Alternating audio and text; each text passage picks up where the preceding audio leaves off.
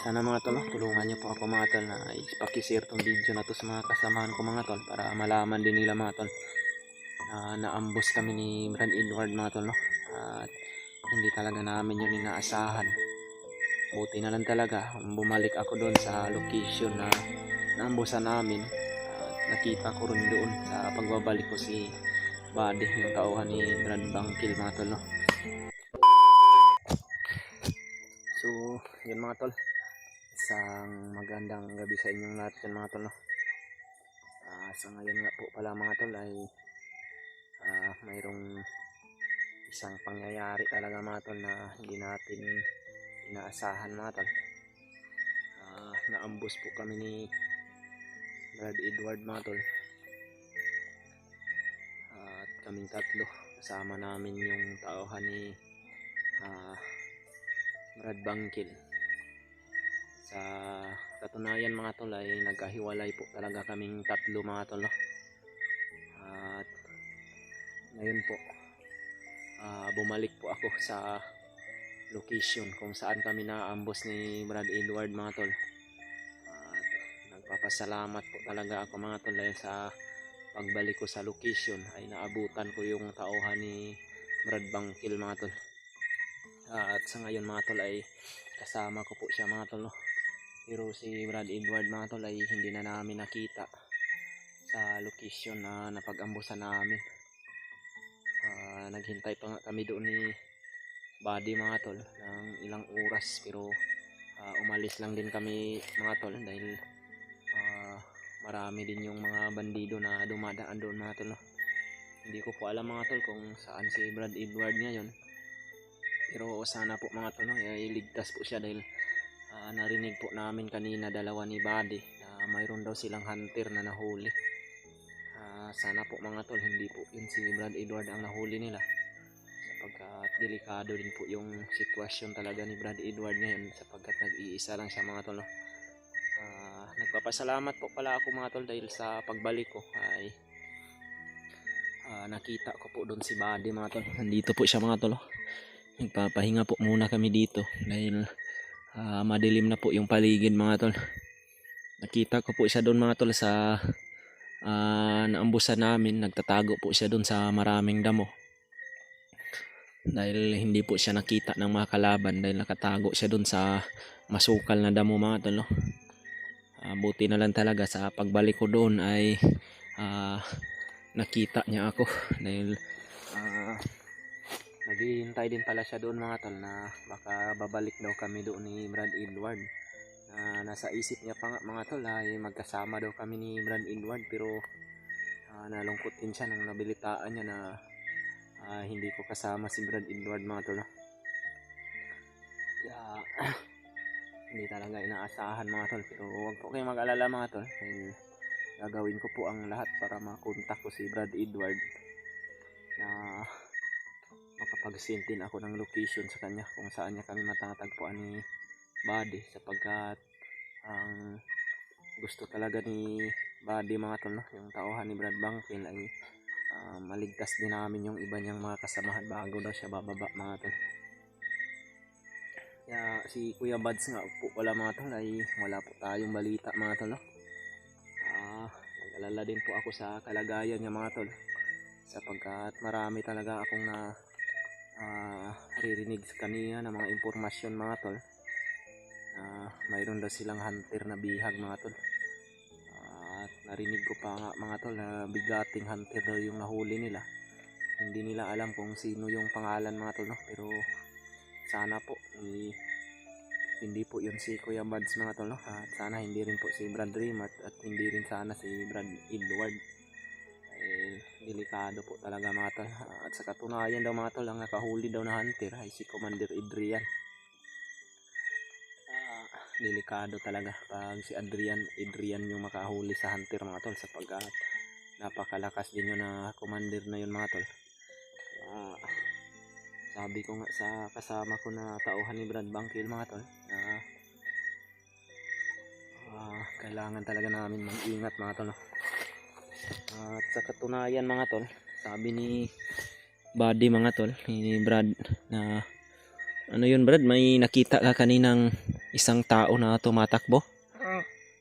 Naabot siya ng mga bandido. Parang hunter ngayon eh. Mayroon daw kuan mga tol, no? Naka-jacket daw mga tol. Pero yung jacket daw ay hindi daw kulay itim mga tol. Hinahabol daw ng bandido mga tol. Dumaan daw sa malapit sa kanyang tinataguan. Kaya hindi niya rin alam mga tol kung sino yun dahil hindi pa niya naman niya kilala talaga yung mga hunter. Hinahabol daw ng mga bandido mga tol, pero nalilito pa siya mga tol kung hunter ba talaga yung nakita niya na hinahabol, sapagkat wala daw dalang cellphone mga tol.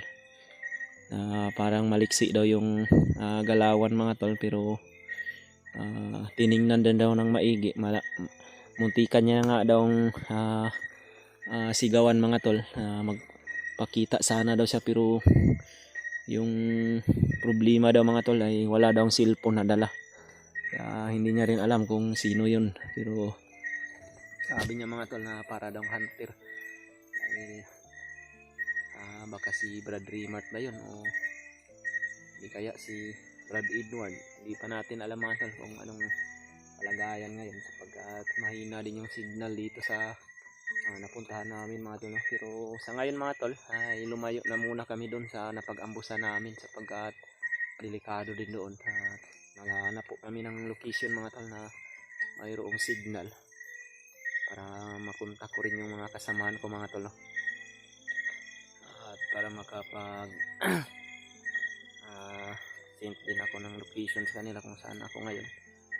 At sana mga tol i-share nyo tong video na to mga tol, lalong lalo na sa mga kasamahan ko mga tol, kay Brad Edward, kay Kuya Mads, o kanila ni Brad Julius at Brad Julio mga tol, yung mga kasamahan ko na andito sa bundok mga tol, para malaman din nila kung ano yung sitwasyon ko ngayon mga tol.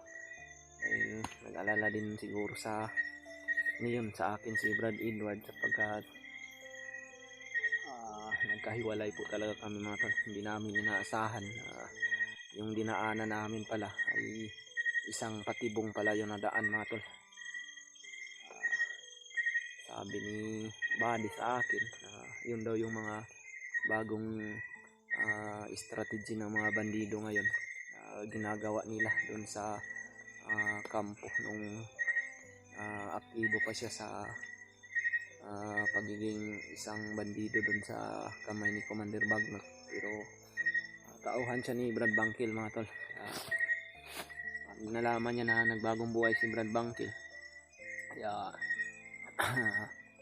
gusto rin nila na magbago mga tol, no? Dahil yung yukala talaga nila ay nasa kay Commander Bangkil talaga, dahil si Commander Bangkil naman talaga yung nagkuhan sa kanila, nag-recruit mga tol, no? At si Commander Bangkil yung sumasahod sa kanila nung isang bandido pa lang daw sila. Parang kagaya lang din sa akin noon mga tol, nung ako isang commander pa lamang. Nung nagbagong buhay ako, mayroon din ako mga tauhan na naiwan sa bundok na naiwan ko, pero pag nalaman nila nung nagbago na ako mga tol ay ganun din yung ginawa nila. Ang problema lang ay marami din akong mga tauhan na nasawi. Hindi ko sila natulungan lahat, pero mayroon akong isang tauhan mga tol na natulungan. Na-rescue ko talaga yun siya, at hindi ko rin alam kung mayroon ba ako mga ibang tauhan na nakababa na. Pero matagal na yun mga tol, pero parang sa isip ko lang na yung nangyari sa akin at kay Commander Bangkil ay parang the same lang mga tol, no? Parang iisa lang din ang takbo mga tol. Sa ngayon nagpapasalamat talaga ako sa mga kasamahan ko, dahil tinulungan talaga nila ako, at ngayon ay naging kasapi na nila ako mga tol sa pagpuksa ng mga kasamaan na ginagawa ni Commander Bagno. Sa ngayon mga tol, patuloy pa rin ako sa mission namin ng kasama ko, na hahanapin namin yung kasamahan niya at si Noah mga tol. Tinahanap din namin dito si Brad Rimart mga tol, no? Sapagkat mayroon tayong nabalitaan mga tol, o nakita ko rin talaga yung video nila ni Brad Julius at ni Brad Julio, na nakita nila si Rimart, pero ang problema si Brad Rimart mga tol ay parang nawala na sa katinuan mga tol. Meron pang nagmensahe sa akin, binaril daw niya yung mga kasamahan ko na si Julius at si Julio. Hindi ko man pa alam kung ano talaga yung nangyari kay Brad Rimart yan mga tol, pero sana makita nila ni Brad Julio ulit, at sana mahuli nila para magamot nila kung ano man yung nangyari kay Brad Rimart yan mga tol. Na-hypnotize siya o di kaya sa gutom mga tol, yung parang umakyat yung kung sa amin pa mga tol, umakyat yung kabuhi na pumunta sa ulo, yung parang napasmo mga tol ba, na walang kain-kain dito sa bundok ilang araw. Hindi talaga yan maiwasan mga tol, na parang mabaliw tayo, lalong lalo na yun si Brad Rimart, na kita ko pa yung video nga nila Brad Julius na walang damit. Yung bag niya ay hawak din ng bandido, kaya wala din siyang pira na magamit. Siguro yun yung isang dahilan mga tol, na baka naging ganun siya mga tol, parang nabaliw na siya. Siguro sa gutom po yun mga tol. Kaya tulungan na natin na ipagdasal si Brad Rimart mga tol, na sana maging maayos din yung lahat, dahil marami pa talaga yung nangangailangan ng tulong niya mga tol. At isa talaga na kuan ay mayroon po din siyang pamilya na nag-aantay sa kanya doon sa baba ng bayan. Mayroon siyang anak at asawa mga tol na hinihintay siya palagi. Ako rin mga tol ay palagi rin akong nag-iingat, kahit ngayon nga hindi pa ako natutulog. Nag-video na lang ako mga tol, at sabi ko kay Buddy na mag-video muna ako Buddy, baka sakaling may makita tayong signal, hindi makapag-upload ako para malaman din ng mga kasamahan ko nagkahiwalay kami ni Brad Edward. Sana mga tol, tulungan nyo po ako mga tol, na ipakishare tong video na to sa mga kasamahan ko mga tol, para malaman din nila mga tol na naambos kami ni Brad Edward mga tol, no? At hindi talaga namin yun inaasahan. Buti na lang talaga bumalik ako doon sa location na naambusan namin, at nakita ko rin doon sa pagbabalik ko si Buddy, yung tauhan ni Brad Bangkil mga tol, no? Dahil nasa isip ko talaga na baka andun pa sila, na nung nasa isip ko mga tol, na yung nag-iisa pa ako ay akala ko si Buddy at si Edward ay magkasama. Yung pagbalik ko, sinigawan ako ni Buddy dahil nakita niya ako mga tol, na naglalakad ako ng dahan-dahan, at inikutan ko talaga yung buong paligid kung saan kami naambos mga tol. Kaya lumabas si Buddy at tinawag niya ako. Nakita kami muli mga tol, at magkasama kami ngayon, pero si Brad Edward ay hindi namin nakita mga tol, no? Sana po mga tol ay ligtas po si Brad Edward, at sana walang nangyari sa kanya mga tol, no? Delikado talaga din yung kalagayan ni Edward ngayon kung nag-iisa lang siya. Sana mga tol hindi po siya nahuli, dahil may nabalitaan talaga kami ni Buddy mga tol. Narinig namin kanina sa bandido na may isang hunter na nahuli, at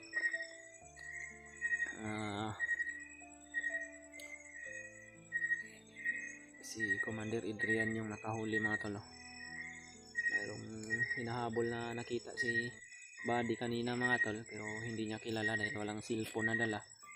At hindi rin daw yun si Brad Edward, sapagkat kilala niya naman daw yung katayuan ni Brad Edward.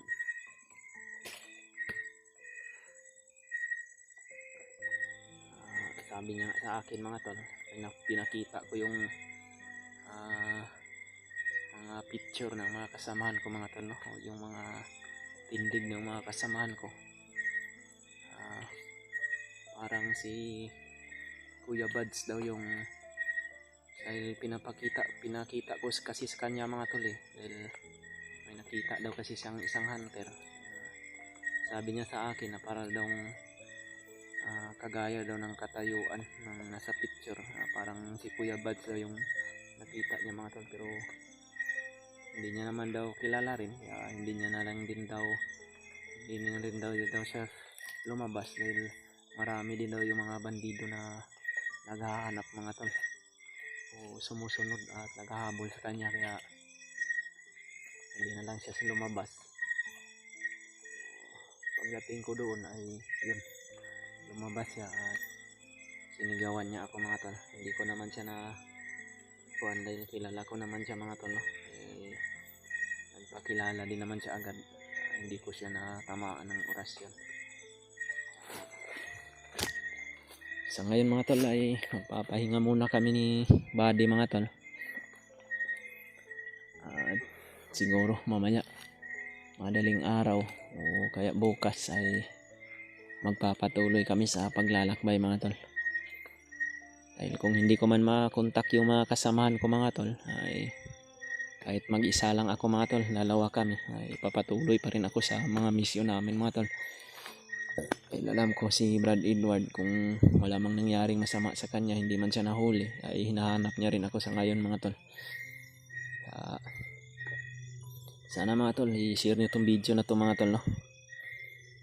Para malaman din ng mga kasamahan ko kung ano yung update ng kalagayan namin ngayon ni Buddy. At sana mga tol, ligtas po yung mga kasamahan ko hanggang sa ngayon mga tol. Hanggang dito na lang muna yung video mga tol. Magpapahinga na kami ni Buddy mga tol, at pakishare na lang to sa mga kasamahan ko mga tol. At maraming salamat po talaga sa inyong lahat.